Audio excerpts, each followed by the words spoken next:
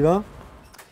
Comme vous avez dû le lire dans la presse, mes amis, à l'issue de sa conférence de presse de la semaine dernière, notre président de la République s'est longuement attardé avec les journalistes pour parler de sa nouvelle passion, la culture. Vous n'allez pas me croire, mais il adore Céline.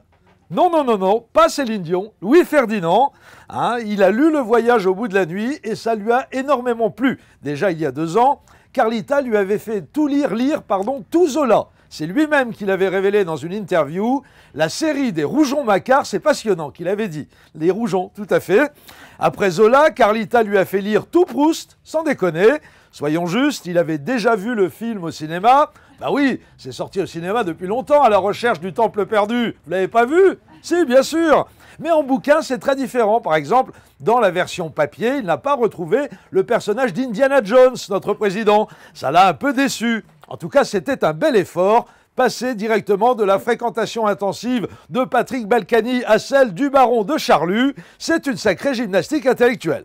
D'autant que, si je me souviens bien, la recherche, il se l'est dévoré en moins de 2 mois. Monsieur Sarkozy lit les livres presque aussi vite que Poivre d'Arvor écrit les siens. On se souvient également que Carlita avait fait découvrir à son mari 2001, l'Odyssée de l'espace. Oui, avant de la rencontrer, il n'avait jamais vu un seul film de Stanley Kubrick.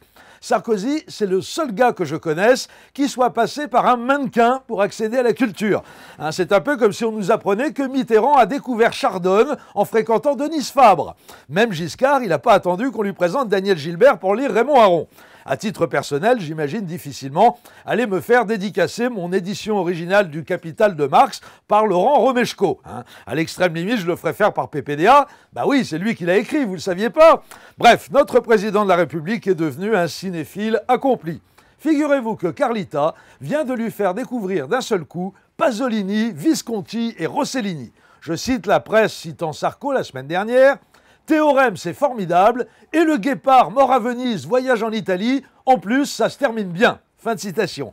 Il a raison, s'il faut retenir quelque chose des œuvres de Pasolini, Visconti et Rossellini, c'est évidemment le fait que ça se termine bien. Mais ce n'est pas fini, ça va se terminer plus que bien en feu d'artifice, vous allez voir. Devinez qui est le cinéaste préféré de notre président en ce moment.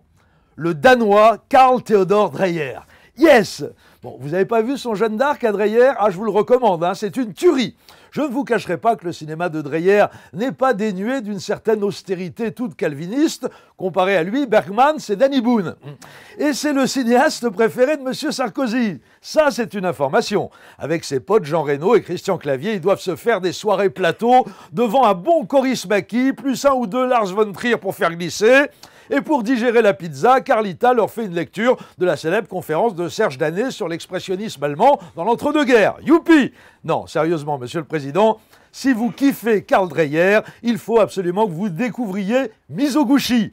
C'est un japonais extrêmement déconneur, vous allez adorer.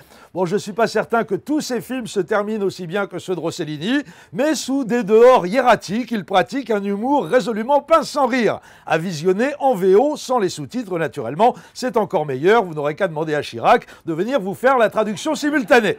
En tout cas, on est vraiment fiers d'avoir un président de la République aussi cultivé et qui le fait savoir avec autant de subtilité. Il mérite vraiment ses nouveaux surnoms. Chez les littéraires, on l'appelle désormais le Petit Prince de Clèves, chez les cinéphiles, le Petit Frère Lumière, et chez tous les autres, le Gros Mytho. Merci.